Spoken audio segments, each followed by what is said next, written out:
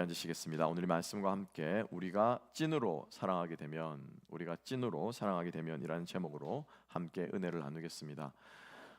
조금이라도 여러분들의 마음속에 좀 이렇게 남았으면 좋겠다라고 하는 소원에서 바람에서 제목을 조금 우리 요즘 아이들이 많이 쓰는 찐이라는 제목을 좀 표현해 봤습니다.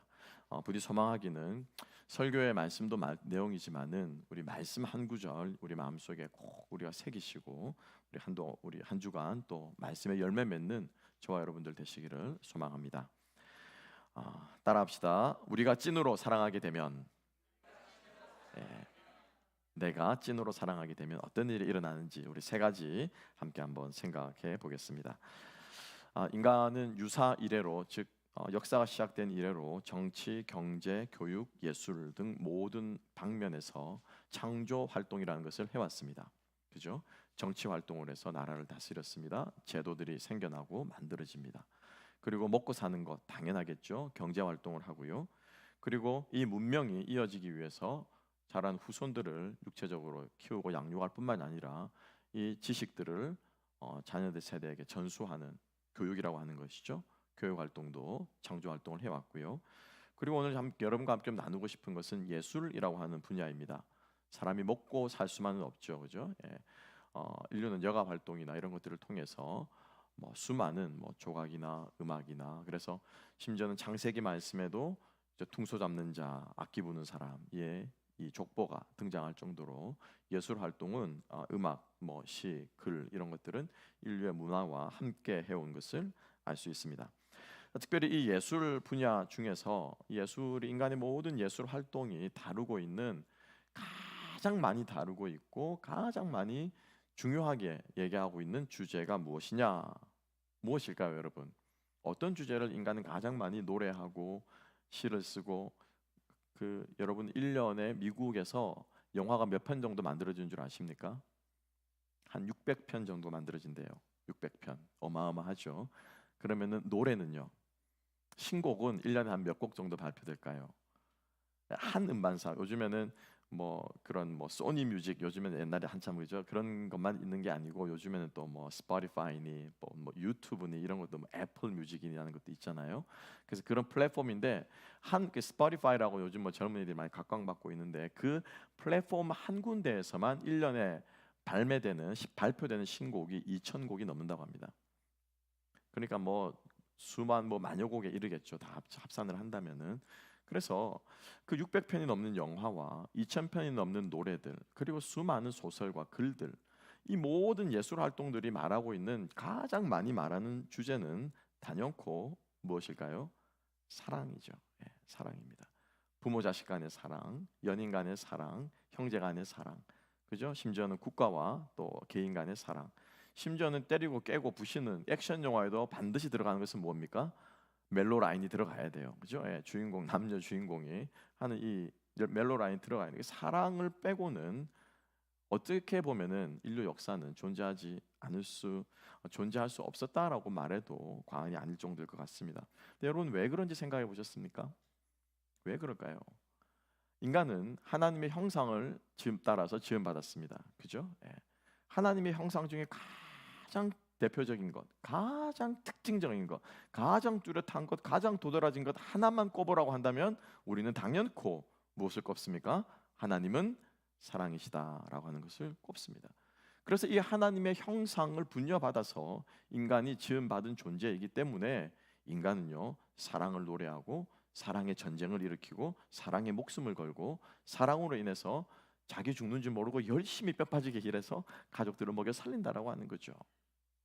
자, 오늘 우리가 그 사랑에 대해서 함께 생각할 텐데, 그래서 그만큼 생각보다 여러분 깜짝 놀랐죠. 와, 600편인데, 600편이나 영화를 만들어, 2,000곡이나 노래를 만들어. 근데 그 주제가 사랑이라는 거죠. 여러분 어느 정도 놀라셨는지 모르겠지만은, 오늘 우리가 찐으로 사랑하게 되면이라고 말했는데, 이 성경에서 말하는 이 사랑하는 것, 특별히 형제를 사랑하는 이 행위와 이 마음은 우리가 생각하는 것보다 훨씬 중요하다라고 하는 거예요. 얼마만큼 중요하냐? 잘 들으시기 바랍니다. 어느 정도로 중요하냐? 우리의 영생이 달려 있을 정도로 중요하다라고 말하고 있습니다. 그죠? 우리의 영생이 구원받고 못 받고, 우리는 예수 그리스도를 믿고 안 믿고 그것만 가지고 우리가 구원의 기준으로 생각했는데, 예수를 믿는 이 믿음이라는 것이 얼마나 포괄적이고 얼마나 총체적이고 얼마나 우리의 인생을 뒤집어 엎어놓는 강력한 것인가를 말해주는 것 중에 하나가 뭐냐면은, 형제를 사랑하지 않는 사람은 구원받았다 못 받았다? 심각하게 질문해 봐야 됩니다. 제 말씀이 아니고요, 15절 말씀을 다 같이 한번 읽어보십시다. 15절 다 같이 읽겠습니다. 시작. 형제를 미워하는 자마다 살인하는 자니, 살인하는 자마다 영생이 그 속에 거하지 아니하는 것을 너희가 아는 바라. 여러분, 구원 받으셨습니까? 내 마음속에 왼수가 있는데도요, 평생에 내가 다른 사람을 잊었으면 이랬지, 내가 저 인간은 절대로 내가 못 잊어. 그 사람이 있는데도요, 지금 내 옆에 있는 내 가족조차 하나조차 내가 사랑하지 못하고, 교회에서 그 서운한 말 한마디 들었다고 이를 갈고 분해하고 잠을 못 자는 마음이 있는데도요, 그럼 그래도 우리가 구원 받았습니까? 제 말이 아니잖아요, 그죠? 성도님들 좀 어떻게 신앙생활 잘 해보게 하라고, 교회 안에 잘 화목하게 지내라고 하는 저의 윤리적인 목사의 강령이 아니라 누구의 말씀입니까? 하나님의 말씀이고, 그 하나님의 진리의 말씀이 우리의 영생을 걸고 우리에게 말씀하시는 것이 뭐라고요? 사랑하라. 사랑하지 않으면 너 다시 생각해봐라. 너 내 자녀 맞니? 네가 아버지라고 부르는 내가 사랑인데 어떻게 너에게서는 나이가 나하고 닮은 꼴이라고는 하나도 보이질 않니? 왜 사랑의 유전자가 너에게는 새겨지지 않니? 왜 너에게는 긍휼과 용서와 자비라는 유전자가 너에게 새겨지지 않니? 너 내 자녀 맞니? 주님께서 우리들에게 말씀하는 거예요. 우리의 생명이 달린 것이 바로 형제 사랑이라는 겁니다. 그래서 오늘 사도 요한은 우리들에게 말하고 있습니다. 반대의 예인데요, 부정적인 예인데, 사랑이 거하지 않는, 사랑 없이 가인이 아벨을 죽였습니다. 그죠? 가인이 아벨을 죽인 이유는 사랑이 없어서라는 거예요. 사랑이 없어서. 여러분, 사랑이 마음속에 사라지면 그 자리는 당연히 무엇이 채우게 됩니까? 마치 빛이 없어지면 당연히 그 자리는 무엇이 생깁니까? 어둠이 생깁니다. 과학자들은 그렇게 말한대요. 어둠은 어떤 실체가 아니래요. 흑암은 어떻게 뭐가 있는 게 흑암이 아니라 빛의 부재가 뭐예요? 그게 흑암이에요. 하나님의 부재가 뭡니까? 죄예요. 선의 부재가 뭐예요? 악이에요. 처음부터 악이 존재하는 것이 아니라, 처음부터 흑암을 만든 것이 아니라 하나님이 무엇이라고요? 빛이 없으면은 그게 흑암이에요. 그게 죄고 그게 어둠이라는 것입니다. 그러니까 아담이 가인의 마음속에 사랑하는 마음이 사라지니 당연히 그 마음속에 뭐가 생깁니까? 어둠이 도사리고 죄가 생기고 미움이 생긴다는 것입니다. 그래서 동생에 대해서 이 분노가 타올랐던 가인의 마음, 여러분, 우리 마음속에 분노와 미움이 생기면 어떤 마음이 듭니까? 그 마음이 곧 지옥이에요, 여러분. 그죠? 그 마음이 곧 지옥이에요. 마치 곰팡이와도 같아서, 작은 곰팡이 하나가 한 덩어리가 피지만 그게 온 음식을 썩게 만들고 냉장고 전체를 냄새 만들고 그 냉장고로 문을 열고 닫는 가족들의 건강을 해치는 것과 같이, 사랑이 식어버린 마음은 이미 죽음이 지배하고 있다는 것입니다. 사랑의 마음이 사라지자 이 가인은요, 하나님의 음성조차 가인은 제대로 듣지 못합니다. 하나님은 분명히 가인에게 이렇게 말했을 거예요. 왜? 가인과 그의 제사를 받지 않았던 것이고 아벨과 그의 제사는 받았던 것입니다. 그러면 하나님께서 가인과 그의 제사를 받지 않으면서 하나님께서 뭐라고 말씀하셨을까? 조금만 우리가 상상력을 발휘해서 그 공간을 메워본다면, 그 라인을 읽기를 메워본다면, 오늘따라 가인의 제사가 마음에 안 들었어. 그죠? 그 전까지는 잘 들었을 수도 있을 거예요. 처음 첫 번째 제사를 딱 성경은 말하고 있지 않거든요. 첫 제사를 드렸는데 가인이 폭삭 망했다. 뭘 그럴 수도 있지만은, 잘 들어오다가 오늘은 제 제배 드리는 거 참 마음에 안 든다. 오늘은 참 제 제사 드리는 거 마음에 안 든다. 라고 하나님께서 말씀하실 수 있을 거예요. 야, 오늘 네 제사가 조금 마음에 안 드는구나. 그래서 내가 받을 수가 없다. 다음부터는 좀 더 아름답게 제사를 드려라. 좀 더 정성을 들여서 정건의 곡식만 가져오지 말고 거기에 무엇을, 너의 인격과 너의 마음과 너의 진정성을 담아서 나에게 제사하는 것이 어떻겠니? 하나님이 그렇게 말씀하셨을 것 같아요. 그런데 가인은 하나님의 이 말씀을 어떻게 받아들였습니까? 어떻게 받아들였어요? 너는 네 재산은 동생 거보다 못해. 내가 네 거는 받겠지만은 네 동생 거는 받겠지만은 네 거는 안 받겠어. 하나님이 이렇게 말씀하셨을까요? 그렇게 말씀하지 않으셨을 거예요. 비교하면서 말씀하지 않으셨을 거예요. 가인에게만 말씀하셨을 거고 가인의 재산만 말씀하셨지 동생과 형을 비교하면서 네 동생이 네보다 낫네. 우리들이 잘하는 거죠, 그죠? 우리들이 집에서 잘하는 거잖아요. 그래서 엄친아라는 말이 생겼잖아요. 하나님 그렇게 말씀하지 않았을 거라. 그런데 그 마음 안에 사랑이 떠나버리니, 그 마음 안에 사랑이 식어버리니, 동생을 향한 사랑의 마음이 없어지니 하나님의 그 말씀도 어떻게 해요? 비교의 언어요, 욕하는 언어요, 동생을 죽게 세우는 언어로 분명히 가인의 마음속에는 들리지 않았을까? 여러분, 사랑이 사라지면요, 사랑이 식으면은 우리 마음에 어떤 일이 일어나는지 여러분 잘 아실 겁니다. 그죠? 눈에 콩깍지가 씌면은 뭘 해도 이뻐 보인다면서요. 그죠? 우리가 정을 주게 되면은 뭘 해도 아름다워 보인다면, 근데 그게 식으면은 그렇게 줬던 것이 어떻게 그렇게 싫어질 수가 없다라는 거예요. 사랑이 식어진 가인의 마음 속에는 죽음의 권세인 죄가 자리 잡기 시작했고요. 결국 이 사망의 이 죄의 권세가 동생의 무엇을 빼앗습니까? 생명을 빼앗았다는 거예요. 죄의 삭슨, 죄의 최종 결과물은 무엇입니까? 죄의 마지막 결과물은 뭐예요? 거짓말이 아니에요, 여러분. 폭행이 아니에요. 악한 마음이 아니에요. 도둑질이 아니에요. 죄의 마지막 결과물은 무엇입니까? 죽음이에요, 죽음. 죽음이에요. 그래서 가인은 자기 안에 죄를 키운 결과 동생을 죽이게 됩니다. 그죠? 동생을 죽이고 났는데 하나님께서 가인에게 말씀하시죠. 네 동생이 어디 있느냐? 그죠? 가인은 내가 동생을 지키는 사람입니까? 그래서 그 마음이 들통이 나고 하나님께서는 가인을 심판하십니다.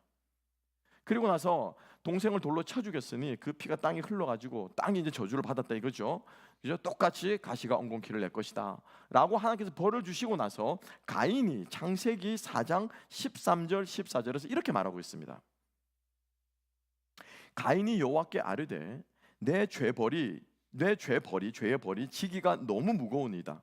주께서 오늘 이 지면에서 나를 쫓아내시온즉 내가 주의 낯을 뵙지 못하오리니, 여기까지는 이해가 갑니다. 그 다음 말이에요. 내가 땅에서 피하며 유리하는 자가 될지라 무릇 나를 만나는 자마다 나를 죽이겠나이다. 내가 죽을 것입니다. 아니, 하나님이 죽인다고 했습니까? 아니죠, 그죠? 예. 땅의 저주를 받을 것이라 말했을 뿐이에요. 너는 쫓겨가서 유리방황한 자가 될 것이라 말했을 뿐이에요. 그런데 가인의 마음속에 왜 죽음에 대한 마음이 생기냐라는 거예요. 왜 죽음에 대한, 죽을까 봐 두렵다는 거예요. 왜요? 그 마음에 뭐가 있기 때문에? 죄가 있기 때문에. 그러니까 죄의 결과는 뭐예요? 사망이라는 거예요. 따라합시다. 죄의 삭은 사망이요. 죄의 삭은 사망입니다. 그죠? 그러면 사랑이 없는 마음에 뭐가 싹 튼다고요? 죄가 들어옵니다. 그죠? 빛이 없으면은 흑암이 들어오는 것처럼, 암흑 있는 처럼 사랑이 사라지면 뭐가 들어옵니까? 죄가 들어옵니다. 죄가 들어오면 결과가 뭐가 된다고요? 사망이 됩니다. 즉 다시 말하면 결론적으로 뭐예요? 사랑이 없으면 뭐예요? 사망이라는 거예요. 사랑하지 않으면 뭐라는 거예요? 생명이 없다라는 거예요. 이게 오늘 요한이 우리들에게, 사도 요한이 말씀하시는 15절의 결론이라는 거예요.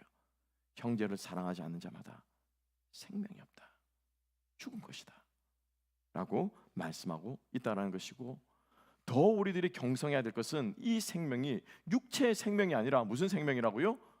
영생이라고 말하고 있습니다. 그런데 즉 다시 말하면 이 사람이 구원받았는가 구원받지 않았는가를 알아보기 위해서는 무엇을 보면 됩니까? 이 사람이 사랑하느냐 사랑하지 않느냐, 여기에서 결정이 난다라는 거야. 그래서 예수님께서 너희에게 무엇을 주신다고요? 새 계명을 주노니 무엇하라고요? 예배를 잘 드리라고 말합니까? 더 열심히 기도하라고 말합니까? 더 신앙생활을 많이 하라고 말합니까? 전도하라고 말합니까? 새 계명을 주노니 서로 뭐하라? 사랑하라. 여러분 이렇게까지 생각 안 해보셨죠? 내가 지금 미워하는 저 사람 때문에 내가 구원을 못 받는데요, 여러분. 그죠? 내 철천지 저 왼수 때문에 내가 구원을 못 받는데요. 내 영생이 달려있대요.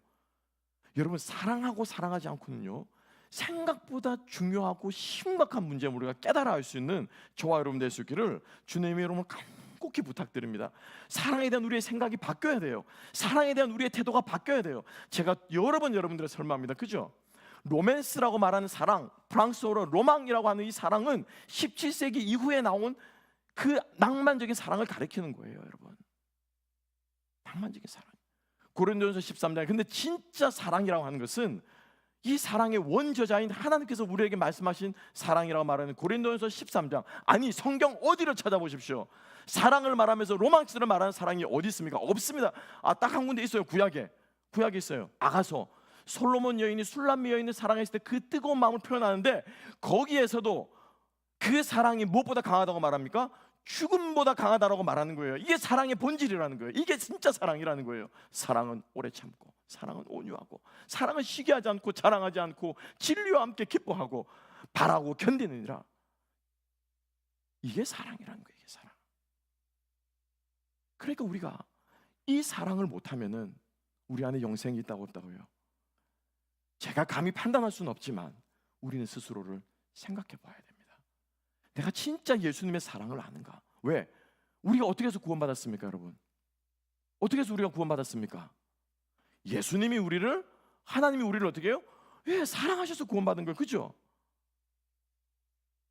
어떻게 사랑하셨습니까?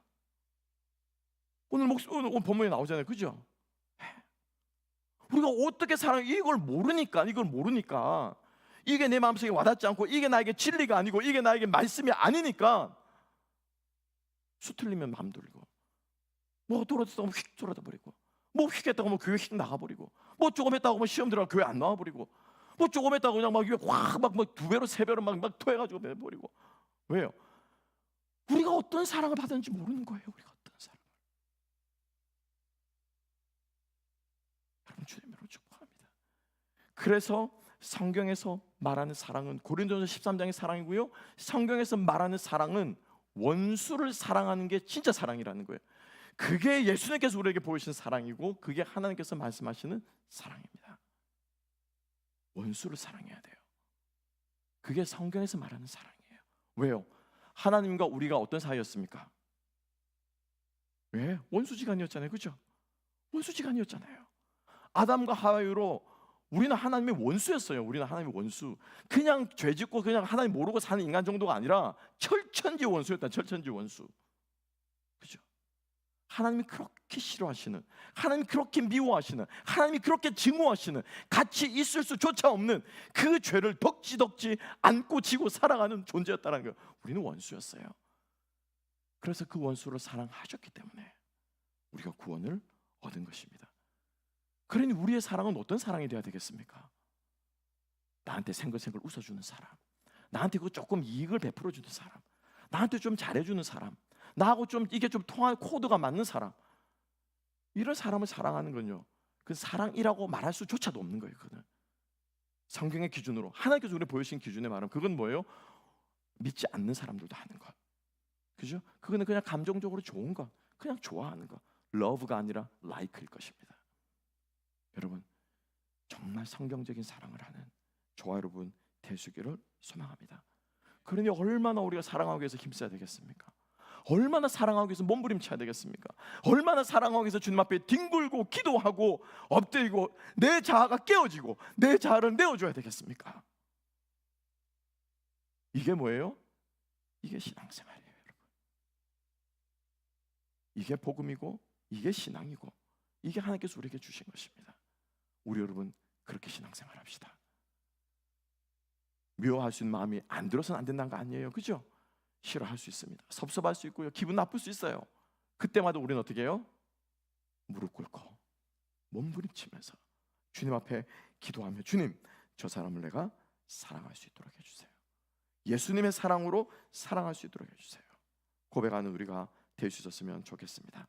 그러므로 이제 더 이상 이 중대한 악을 우리가 가볍게 여기지 맙시다. 사랑하지 않는 자는 영생이 없는 자, 즉 구원받지 못한 자라고 선언하셨는데, 이건 여러분 우리를 겁박하기 위해서 하신 말씀이 아니에요. 그죠? 정신 차리라고 하신 말씀이 아니라 진짜로 이 말씀은 뭐예요? 하나님이 우리에게 말씀하신 진리예요. 우리는 영혼을 걸고 무엇해야 됩니까? 사랑해야 돼요. 우리의 영생을 걸고 사랑할 수 있는 저와 여러분 될 수 있기를 소망합니다. 그러므로 형제 사랑은 도덕적인 권면이 아님을 명심해야 하고요, 그것은 우리의 거듭남의 증거입니다.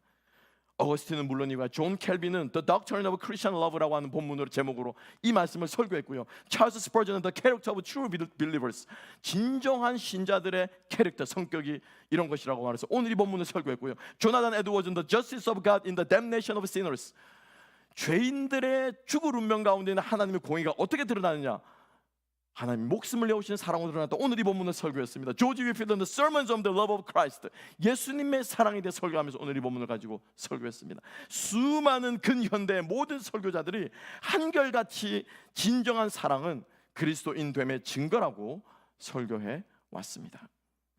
우리는요, 이 사랑을 배워야 하고 훈련해야 하고 열매 맺어야 할 줄로 믿습니다. 여러분, 주님의 이름으로 권면드리고 축복합니다. 우리 서로 사랑합시다. 덮어놓고 사랑합시다. 묻지 말고 사랑합시다. 내가 어떻게 올 거 그걸 계산하지 말고 사랑합시다. 그렇게 될 때 주님의 사랑이 우리 가운데 드러나게 될 줄로 믿습니다. 그래서 찐으로 사랑하는 것이 그렇게 중요한 거예요. 두 번째로, 우리가 찐으로 사랑하면 어떤 일이 일어나게 될까요? 사랑을 표현하게 됩니다. 오늘 본문 말씀, 우리가 너무나도 잘 아는 암송하는 말씀이죠. 함께 한번 읽어보십시다. 18절 다 같이 읽습니다. 시작. 자녀들아, 우리가 말과 혀로만 사랑하지 말고 행함과 진실함으로 하자. 아멘. 사랑하게 되면요, 찐으로 사랑하게 되면은 사랑을 표현할 수밖에 없다라는 거예요. 왠 줄 아십니까? 하나님이 이 사랑을 우리에게 표현하셨기 때문에 우리가 이 사랑을 어떻게 되는 거예요? 안다라는 거죠. 아니, 어떻게 사랑하지 않는데 어떻게 압니까? 말하지 않는데 어떻게 알아요? 그죠? 표현하지 않는데 어떻게 압니까? 우리 아내분들 맨날 그러잖아요, 그죠? 말로 표현해야지 알지, 표현해야지 알지.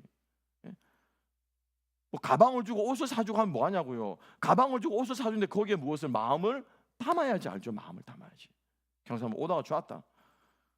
오다가 좋아서 오다가 좋아한 줄 알고 받는 거지. 그러면 그거 어떻게 사랑한다고 마음 주는 줄 안 하는 거예요, 여러분.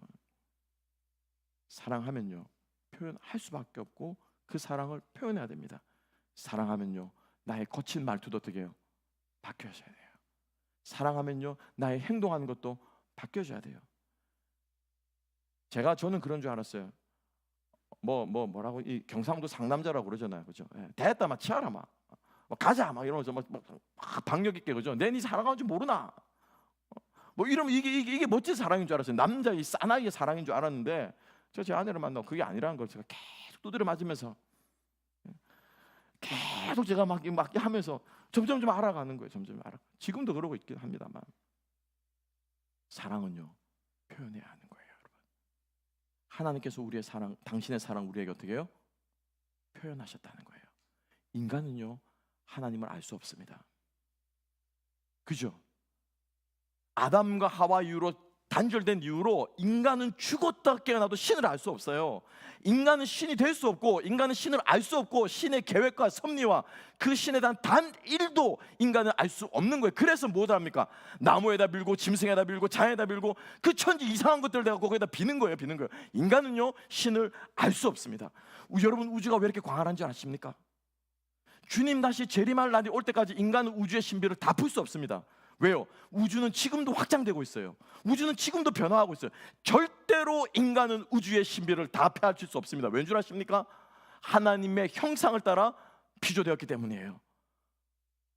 마치 우리가 신을 알지 못하는 것처럼 우리는 하나님이 지으신 이 피조 세계를 다 알 수 없습니다. 신비예요, 신비. 우리는 절대로, 인간은 하나님을 알 수 없습니다. 그런데 어떻게 우리가 이 하나님을 알게 되었습니까? 어떻게 우리가 하나님을 아버지라고 그러고, 어떻게 예수 그리스도라는 사람을 알게 되고, 어떻게 우리가 이렇게 예배드리고, 어떻게 우리가 기도하며 신앙생활하며 구원이랬다는 것을 하며 내세가 있다는 것을 하며, 어떻게 하나님이 우리의 내세를 붙들으시나, 이 모든 것을 우리가 어떻게 알게 되었습니까? 우리 아빠가 장로라서요? 우리 엄마가 권사라서요? 우리가 5대째 믿음의 집? 아니요. 하나님이 우리들에게 그것을 보여주시고 말씀하시고 계시하셨기 때문에 우리가 이 모든 것들을 알게 되는 줄을 믿습니다. 하나님이 계시하셔야 돼요. 하나님이 알게 하시고 하나님이 보여주셔야 되는 거예요. 어떻게 해요? 어떻게 해요? 예수 그리스도를 통해서 당신의 목숨을 내어주심을 말미암아 이로써 우리가 사랑을 알고. 본문 말씀 함께 읽어볼까요? 15절 말씀 함께 한번 읽어보십시다. 16절 말씀 다 같이 읽습니다. 시작. 그가 우리를 위하여 목숨을 버리셨으니 우리가 이로써 사랑을 알고 우리도 형제들을 위하여 목숨을 버리는 것이 마땅하니라. 아멘. 아멘. 예수 그리스도께서 목숨을 버리셨기 때문에 우리가 하나님을 알 수 있었다는 거예요. 그 사랑이 어떤 사랑인지 우리가 알게 되었다는 거예요. 여러분, 하나님께서 왜 인간으로 하여금 자녀를 낳고 살게 한 줄 아십니까? 실수로 막 해가지고 태어난 겁니까? 우리가 흔히 말하는 다리 밑에서 좋은 겁니까? 짐승들은요 태어나면은 30분도 안 돼서 일어나 걷습니다. 그죠? 예, 1년 이내에 채되기 전에 날 줄 알게 되고요, 지 힘으로 나가 사냥감을 찾고 온전한 성인 개체로 살아갈 수 있는 것이 짐승이에요. 왜 사람은 그렇게 안 만들었냐는 거예요. 왜 사람도 그냥 남만 쥐가 탯줄 끊고 나와가지고 응영이 하면서 조금 이따 걸어 다니고 조금 이따 젖발다 조금 이따 막 쑥쑥쑥쑥 커가지고 그냥 금방 인간 되고 어른 되고 정신 차리고 집 앞벌이 하러 나가면 얼마나 좋아요. 여러분 1년 만에 2년 만에 다 끝난다고 생각해보세요. 세상 그렇게 편하게 없죠. 왜 사람만큼은 10년 20년 30년 지나도록 왜 그런 천천히 거치는 사회화의 과정을 거쳐서 사람은 성인이 되고 성장하도록 하나님께서 그렇게 만들었냐는 거예요. 그죠? 생각해 보셨습니까? 왜입니까? 저는 그 마음이 들더라고요. 하나님 아버지의 마음을 알으라고. 하나님 아버지의 마음을 깨달으라고. 그 사랑이 어떤 사랑인지, 얼마나 오래 참아야 되며, 얼마나 희생해야 되며, 얼마나 내 것을 버려놓아야 되며, 내 것을 내려놓아야 되며, 내 자아가 깨어져야 되는 건지를 알게 해주시려고 저는 인간에게 그렇게 긴 세월을 주지 않았을까, 저는 그런 생각을 해봅니다. 하나님이요 우리를 위해서 목숨을 주지 않으셨으면 우리는 하나님의 사랑을, 하나님을 알 수 없습니다. 그리고 오늘 성경은 우리에게 반대로 말합니다. 우리도 형제를 위해서 뭐 하자고요? 목숨을 버리자. 오, 어떻게 내가 죽어요? 옆 사람 한번 보세요. 내가 이 인간을 위해 죽을 수 있어요? 어떻게 죽어요? 바꿔놓어서 말씀을 잘 바꿔놓고 논리적으로 생각해 보세요. 하나님 목숨을 버리셔서 하나님을 알게, 우리가 하나님을 안 것처럼 우리도 형제를 위해서 목숨을 버린다고 하는 말은 이 형제가 어떻게 해요? 하나님의 이 사랑을 어떻게 알 수 있도록 해주자는 거예요. 그죠? 그거예요. 그 말이에요. 형제를 위해 목숨을 버리자고 하는 말은 우리를 위해 목숨을 버리신 그 하나님의 사랑을 어떻게 해요? 알 수 있도록 해주자는 거예요. 이게 뭐예요? 이게 전도예요. 이게 전도. 이게 복음을 전한다는 거예요. 이게 복음을. 전도장장 들고 나가지고 예수종 부시종 막 뿌리는 이게 전도가 아니고, 사도 바울도 전도를 할 때는 피 끓는 심정을 가지고 그 아고라 광장에 서서 사람들한테 외친 것이지, 전도지 뿌리면서 들으면 말고 안 들으면 말고 귀에 있으면 들으면, 이게 전도가 아니에요. 여러분, 전도는 철저하게 뭡니까? 하나님의 사랑을 알게 해주는 것, 하나님의 사랑을 느끼게 해주는 것, 하나님의 사랑을 경험하게 해주는 것, 그게 전도입니다. 그게 전도. 그러니까 사랑하는 사람은 전도하지 않을 수가 없어요. 전도하지 않는 사람은 사랑하지 않는 거예요. 관심이 없는 거예요. 우리 장로교가 가지고 있는 이상한 교리 중에 하나가 뭐가 있습니까? 예정론. 그죠? 아, 저 사람은 안 택했나 보다. 우리가 하나님입니까? 우리가 어떻게 압니까? 그죠? 우리가 어떻게 알아요? 마지막 죽기 일보 직전에 예수님 오른편에 있는 강도는 죽기 일보 직전에 예수 믿고 구원받았는데 우리가 어떻게 아냐고요? 관심 없으니까 그냥 그렇게 합리화시키는 거, 안 택했나 보다. 여러분, 예정론은, 다시 말씀드립니다. 예정론은 에베소서 2장에 나와 있는 창세전부터 우리를 택하신 그 구원의 경륜을 따라 우리를 구원하신 그 예정론은, 여러분, 바울이 믿는 자에게 말한 것입니까? 믿지 않는 자에게 말한 것입니까? 믿는 자에게 말한 거예요. 믿는 자들은 구원 받았습니까? 안 받았습니까? 구원 받은 사람들이에요. 구원 받은 성도가 뒤를 돌아보면서 하나님의 경륜을 깨닫는 게, 이게 뭐예요? 이게 예정론이에요. 이게 예정론. 앞을 바라보면서 저 인간 구원했을까 안 했을까 바라보는 이게 예정론이 아니고, 예정론은 하나님의 구원에 대해서 감사해서 나온 교리가 바로 예정론이라는 거예요. 이걸 아무 때나 갖다 대면서 사랑하는 마음이 없으니까, 그죠? 사랑하는 마음이 없으니까. 하나님의 사랑을 알게 해주기 위해서 힘쓰고 애쓰는 저와 여러분 될 수 있기를 주님의 이름으로 축복합니다. 하나님의 사랑은 이처럼의 사랑입니다. 독생자를 아낌없이 우리가 내어주신 이처럼의 사랑을 우리도 지체들을 향해서 하게 될 때 바로 우리는 목숨을 버리는 수 있는 자리까지 나아가야 할 줄로 믿습니다. 내 목숨보다 여러분 돈 100만 원이 귀합니까? 돈 100만 원 꾸어주고 안 갚았다고 의절을 합니다. 여러분 내 목숨, 내 영생보다 여러분들의 우리의 그 자존심이 그렇게 귀합니까? 내 자존심 긁는 했다고 여러분 의절하고 돌아보지 않습니다. 여러분 내 영생보다도 얼굴 표정보다 한번 지나가는 인사 한번 하는 게 그게 그렇게도 중요합니까? 주일날 인사 한번 안 했다고 그냥 획 돌아서 의절합니다. 다시 한번 우리 돌아봐야 됩니다. 정말로 나는 목숨을 내어놓는 사랑을 하고 있는가? 주중에 짧은 영화 한 편을 보았는데요, 제목이 허리케인 카터라고 하는 영화입니다. 실화를 다룬 영화이고 루빈 카터라고 하는 미국의 유명한 라이트 헤비급 복서에 관한 이야기였어요. 이 사람은 1937년생인데 1966년에 발생한 뉴저지주에 있는 3중 살인 사건이라고 하는 살인 사건이 있었대요. 거기에 연루돼 가지고 챔피언 타이틀을 가지고 있는 아주 유망전도한 복서였는데 누명을 쓰고 19년 감옥을 살고 원래는 종신형을 받았습니다. 근데 19년의 감옥을 살고 결국엔 나오게 되는데 그 부분을 다룬 영화였습니다. 너무나도 억울하잖아요. 자기는 죽이지도 않았는데 감옥에 들어가서 이 사람의 인생은 이제 끝난 겁니다. 종신형이었습니다. 그 사람은 흑인이었기 때문에 편파 판정을 받은 거예요. 배심원 12명이 전부 다 백인이었어요. 당연히 유죄로 판결하고 종신형을 때려버린 거죠. 이 사람의 인생을 자포자기하는 마음으로 자기의 억울함을 증명하기 위해서 모든 서류들을 밖에 나가는 사람들을 통해서 끌어모으고 받고 뉴스 나오는 기사마다 신문마다 오려 모으고 자기가 그 사건에 있었던 정황들을 하고 사설 탐정들을 고입해서 하면서 이 감옥 안에서 온갖 노력을 다해서 이 사람이 책을 한 권 집필을 합니다. 자기의 자서전과 같은 책을 집필하고 이 책을 마침내 출판을 하게 됩니다. 그런데 이 책을 레슬리 라이언이라고 하는 캐나다인 흑인 아이가, 청소년이었습니다. 소년이 이 책을 읽고는 크게 감동을 합니다. 여러분 청소년 나이대가 그런 나이대잖아요, 그죠? 마음이 흔들리고 막 이런 나이대인데 이 카트의 루빈 카트의 자서전을 읽고는 이 아이가 감동을 하고 살 힘을 얻습니다. 그리고 이 아이는 확신합니다. 이 사람이 무죄라는 것을 확신하게 됩니다. 그래서 편지를 보냅니다. 감옥에다. 미스터 카터 하면서 편지를 자꾸 내가 당신의 책을 읽고 이렇게 해서 나는 당신이 무죄임을 확신합니다. 카터가 이걸 듣고 너무 막 감동이 되는 거예요. 그런데 여기에서 그치지 않습니다.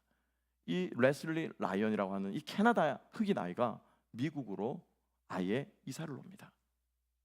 그리고 이사 올 때 그 주변에 있던 사람들에게 도움을 구해서 인디나 마티니크 그리고 리처드 킬드레드, 이름도 어렵네요. 이 법률인가 언론인들이 같이 동행해서 아예 캐나다에서 미국으로 이주해 와서 이 카터의 석방을 위해서 노력하고요. 마침내 19년 만에 카터는 무죄를 인정받고 풀려나게 됩니다. 제가 무슨 말을 하려는 걸까요? 그 책을 읽고 감동한 것에서 그치지 않았다는 거예요. 이 레슬리라고 하는 이 아이는 그의 무죄를 확신했기 때문에 그가 풀려날 수 있도록 자신의 삶을 들이고 시간을 들이고, 여러분 거기가 어디라고요? 캐나다에서 미국까지 이주해 와서 그냥 책 한 번 읽고 감동하면 될 것을 자기의 삶을 들여서 이 사람이 무죄인 것을 증명하기 위해서 실제로 무엇을 했다고요? take action 했다는 거예요. 말과 혀로만 사랑하는 것이 아니라 행함과 진실함으로 그 사랑을 보여줄 수 있는 저와 여러분이 되었으면 좋겠습니다. 말로 여러분 충분히 말로 사랑하지 말라는 거 아니에요, 그죠? 또 잘못 적용해가지고 오다 좋았다 그러면서 이제 말은 개떡같이 하고는 선물 하나 툭 주면서 사랑한다 말은 아니고, 말도 이쁘게 하시고 말과 혀로도 사랑하시고 무엇으로도 행함과 진실함으로도 사랑하는, 그래서 우리를 통해서 하나님의 사랑이 지체들에게, 형제들에게, 불신자들에게 전해질 수 있는 저와 여러분이 되시기를 소망합니다. 마지막 세 번째입니다. 우리가 찐으로 사랑하게 되면요, 어떤 마음을 얻게 되느냐? 담대함을 얻게 된대요. 하나님 앞에 담대하게 구할 수 있는 마음을 얻게 된다고 오늘 본문에서는 말하고 있습니다. 19절 20절 함께 한번 읽어볼까요? 19절 20절 다 같이 읽습니다. 시작.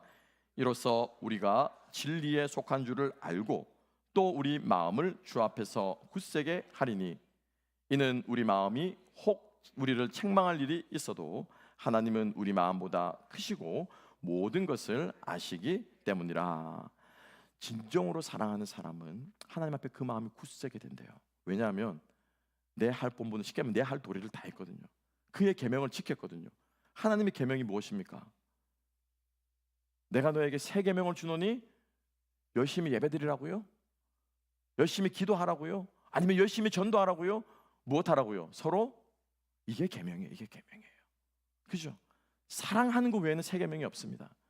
그러니까 이 새 계명을 잘 지켰으니까 쉽게 말하면 법을 잘 지킨 사람은 어떻습니까? 떳떳하다는 거죠. 그죠? 법을 잘 지킨 사람은 저촉될 것이 없습니다. 제가 한 번은 운전면허증이 expired 됐습니다. 우리 여러분 잘 아는 것처럼 텍사스 요즘 운전면허 갱신한 인구가 갑자기 늘어나니까는 운전면허 갱신하려고 하는 게 묘한 어렵지가 않습니다. 그래서 한 달 전에 노티스가 오고 이메일이나 메일을 통해서 오고 그걸 이제 웹사이트에 들어가면 좀 편하게 할 수 있습니다. 그런데도 그게 안 되는 거예요. 웹사이트로 등록을 하려고 하는데도 이게 몇 달이 걸리는 것입니다. 그래서 어포인트먼트 하지 않으면 이제 할 수가 없는 거예요. 그러다가 어떻게 해요? 운전면허증이 이제 익스파일 돼 버린 거예요. 그런데 이제 운전면허 갱신을 이제 예약을 잡았다라고 하는 이메일을 제가 카피를 해가지고 그렇게 들고 다니는데 그때부터 여러분 운전하는 제 마음이 어떨까요? 어떻겠습니까? 경찰차가 뒤에 오기만 해도 어떻게 해요? 괜히 불안한 거 괜히 그냥 이거 바다 있는데도 그죠? 근데 어떻게 해요? 씩 차선을 바꿉니다. 이렇게. 또 이쪽으로 또 이쪽으로 씩 바꾸고 다음 엑시트에 내려야 되는데 그냥 이쪽에 내려가지고 그냥 로컬 따라 쭉 가는 거예요. 뭐 됐기 때문에 제 면허증이 익스파일 됐기 때문에. 그러다가 이제 면허증이 딱 나왔습니다. 그때는 어떻게 될까요? 뭐 천하 마음 편한 거예요. 뭐 붙든지 말든지 딱 붙으면 내가 속도만 70만 지키고 있으면 괜찮은 거예요. 그냥 끝까지 가는 거예요. 끝까지 여유 부리면서 마음이 편안한 거예요. 우리가 하나님 앞에서 하나님의 계명을 지키는 사람은 이렇게 떳떳한데 이 계명이 어떤 계명이라고요? 사랑의 계명이라는 거예요. 사랑의 계명을 지키는 사람은 담대하게 주님 앞에 나아갈 수 있을 줄로 믿습니다. 우리가 아브라함의 이야기를 잘 알고 있습니다. 아브라함은 우르 지역을 떠나왔습니다. 떠나올 때 그의 아버지 데라와 그리고 아브라함과 아브라함의 형제 하란이 있었습니다. 그래서 이 세 가정이 떠나왔습니다. 처음부터 아브라함 혼자 불러낸 게 아니에요. 데라가 나온 겁니다. 예, 아버지 하나님이 데라를 불러내신 거 아니에요. 우르에서 가나안 땅으로 데라가 가려고 우르를 나왔는데 중간에 주저앉은 거예요. 그래서 거기에 주저앉아서 거기서 살려고 그 땅 이름까지 뭘로 바꿨냐면은 자기 아들의 이름인 하란이라고 하는 이름을 따서 거기에 주저앉은 거예요. 거기에서 데라는 죽습니다. 그리고 아브라함과 하란은 그 땅에서 평생 살 것처럼 있는데 하나님께서 어떻게 해요? 아브라함을 불러내신 거예요. 그때는 이미 이제 하란도 죽었던 것 같아요. 왜냐하면은 아브라함과 롯만 다시 가나안 땅을 향해서 나아가는 장면이 등장하고 있습니다. 롯은 아브라함에게 조카와 있습니다. 조카는 어떻습니까? 자식이잖아요, 그죠? 더군다나 아브라함은 자녀가 있었습니까? 없었습니까? 자식이 없었어요. 그러니까 롯은 아브라함에게 자식과도 같은 존재였어요. 그러니 넓은 목초지를 하나님께 주셨을 때 이집트에서 다시 올라왔을 때 하나님께서 그에게 큰 번성하게 하셔가지고 큰 목초지를 주셨을 때 기꺼이 롯에게 어떻게 해요? 좋은 부분을 양보했습니다. 네가 좋은 땅 해라. 나는 괜찮다. 자기의 좋은 것을 양보할 줄 알았고 할 수 있었고요. 왜? 롯을 사랑했기 때문에. 여기서 그치지 않죠. 우리가 잘 아는 것처럼 롯이 볼모로 잡혀갔을 때 아브라함은 자기의 목숨을 걸고 300명을 데리고 뭐 됐습니까? 전쟁을 일으킨 사람이에요. 전쟁을 일으킨 사람. 여러분 전쟁하면 어떻습니까? 목숨 거는 게 전쟁이잖아요. 그죠? 자기의 목을 내어놓고 조카 롯을 구해온 사람이 아브라함이에요. 그래서 아브라함에게 있어서 이 롯은 정말 자기의 목숨과도 같은 사랑하는 조카였다는 것이죠. 이렇게 롯을 사랑하니 아브라함이 하나님 앞에 담대함이 생기는 거예요. 언제요? 언제 담대함이 생겼습니까? 소돔과 고모라를 멸하려고 하실 때. 여러분 기억나십니까? 아브라함이 하나님께 기도합니다. 하나님, 의인 몇 명부터 시작합니까? 50명이 있으면 그 성을 멸하겠습니까? 아니요. 그럼 잠깐만요. 하나님, 의인 10명이 있으면 그 성을 그래도 멸하겠습니까? 아니다. 그럼 의인 5명이 있으면 하나님 멸하겠습니까? 아니다. 여러분, 아브라함이 하나님하고 지금 뭐 하고 있습니까? 어디가 사람이 인간이 하나님하고 딜을 합니까? 어디가 죄인이 지존하신 지엄하신 하나님과 거래를 할 수 있습니까? 여러분 그렇게 기도해 본 적 있습니까? 하나님 100만 불 필요합니다. 100만 불 조금 하네. 75만 불을 할까요? 우리 아이들이 셋이 저도 애 3명 있었으면 좋겠는데 3명은 좀 많습니까? 둘로 하죠. 둘은 주셔야죠. 주님께 바칠 테니 둘도 많아요? 하나? 뭐 이렇게 딜합니까? 자녀들의 여러분 결혼을 놓고 딜을 합니까? 자녀들의 진로를 놓고 하나님과 딜을 합니까? 어디가 인간이 하나님과 딜을 합니까? 그런데 감히 아브라함을 하나님과 못합니까? 마치 거래를 하는 것처럼 끝까지 하나님을 붙잡고 섰고 그렇게 기도할 수 있는, 뻔뻔스럽게 담대하게 간독하지 그렇게 기도할 수 있는 아브라함의 목적은, 이유는 무엇이었습니까? 아브라함이 진짜 그 성에 안에 있는 10명의 의인을 생각했을까요? 저는 그렇게 생각하지 않습니다. 10명의 의인이 있는지도 몰랐을 거예요. 50명의 의인의 이름은 아브라함, 아니요, 아브라함 몰랐어요. 아브라함의 마음은 오직 누구에게만 가 있습니까? 롯에게만 가 있는, 롯에게만. 저 인간만 내가 살릴 수 있다면 50명이든 100명이든 5명이든 이 밤을 새서라도 하나님 앞에 기도를 하고 기도하고 내 목숨을 내어놓고라 내가 기도하리라. 저는 아브라함이 그렇게 기도했을 거라 믿어요. 사람은 아브라함의 그런 기도를 믿음의 기도라 말할지 모르겠지만 저는 아브라함이 그 기도를 사랑의 기도라고 말하고 싶어요. 사랑하면은 하나님 앞에 담대해지게 됩니다. 그죠? 여러분 자녀를 두고 눈물을 흘리며 기도하는 경험들 다 있으실 거예요. 뻔뻔하게도 기도하는 경험들 여러분 다 있으실 거예요. 그런데 여러분 그런 경험 있습니까? 내가 저 원수를 사랑하게 해주십시오. 그것 가지고 여러분 주님 앞에 뻔뻔하게 기도해 본 적 있습니까? 저희 어머니는 저희 아버지가 그렇게 미우셨는데, 그렇게 원망스럽고 자신의 인생을 망쳐놓은 거죠. 쉽게 말하면 본인 입장에서 보면 그렇지 않겠습니까? 저희한테 말합니다. 미워하지 않게 해주세요로 난 기도한다. 아버지 미워하지 않게 해주세요. 우리는요 사랑하기 위해서 몸부림쳐야 됩니다. 우리는 품기 위해서 엎드려져야 됩니다. 그래서 주님께서 주기도문에서 가르쳐 주신 무엇입니까? 우리가 우리의 죄를 용서한 것처럼 우리를 용서해 주십시오. 여러분 이것이 우리 모두의 담대한 기도가 되시기를 소망합니다. 사랑하는 사람은요 그런 담대함이 생깁니다. 하나님을 사랑하면 그 사랑을 깨닫기 위해 담대한 마음이 생길 줄 믿습니다. 여러분 순교자들도 결국 그런 거 아니에요? 그죠? 순교자들이 어떻게 순교할 수 있었습니까? 사랑 때문에, 주님을 사랑하기 때문에, 내가 어떻게 구원받았는지를 알기 때문에, 그 목숨의 귀함을 알기 때문에 그들도 자신의 목숨을 들여서 자기를 향해 창을 들이대고 자기의 말을 오해하고 자기를 교수형에 목매다는 그 사람을 향해서도 스데반은요 아버지 저들의 죄를 용서해 주십시오 라고 하며 기도하게 된 줄로 믿습니다. 여러분 오늘 이 말씀을 정리하면서 정말 우리가 주님 앞에서 찐으로 사랑하는 진정한 성경의 사랑을 하게 되는 저와 여러분 될 수 있기를 소망합니다. 여러분 그렇게 되면요 바뀝니다. 그죠? 여러분 가족들을 그렇게 대해 보십시오. 안 바뀐다고요? 아니요, 바뀝니다. 바뀝니다. 믿지 않는 사람도 자기에게 잘해주는 사람은 좋아해요. 지나가는 강아지도 밥 한 그릇 주는 거는 그 사람 쫄쫄쫄 좋다고 따라와요. 그게 세상이 돌아가는 삼라만상이에요. 우리가 주님의 사랑으로 사랑하게 될 때 변하지 않고 감동하지 않고 깨어나지 않을 영혼은 없을 줄로 믿습니다. 우리 그 사랑으로 우리 주변의 그림을 바꿔냅시다. 우리의 가정을 바꾸고 우리 주변의 회사의 풍경들을 바꾸고 이 교회가 그렇게 정말 사랑하는 사랑의 공동체로 바뀌어질 수 있게 되기를 주님의 이름으로 축복합니다. 기도하겠습니다.